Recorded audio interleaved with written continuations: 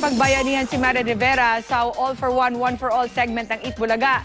Kaya tanong ng Dabarkads, parati na bang sasama ang primetime queen sa paglilibot ni Jose, Wally at Paolo?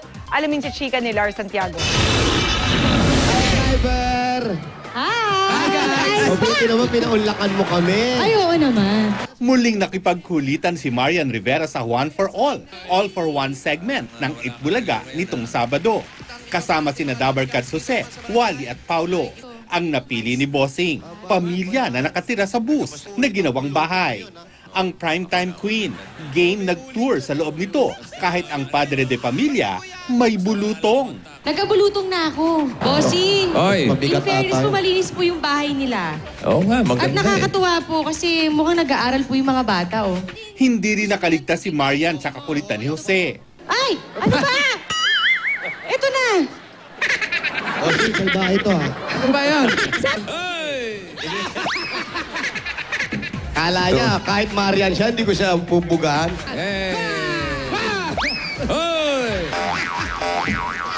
Sa huli, namigay ng puhunan si Marian para makapagsimula ng negosyo, ang lucky winner. Sobrang na-enjoy ni Marian ang pagsama kina Jose, Wally at Paolo sa Eat Bulaga segment. Masaya raw siya sa pakikihalubilo sa mga pangkaraniwang tao.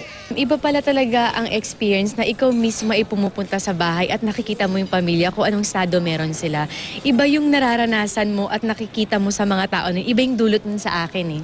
Kaninang tanghali ay hindi nakasama sa All for One, One for All si Marian dahil inilunsad ang bago niyang endorsement.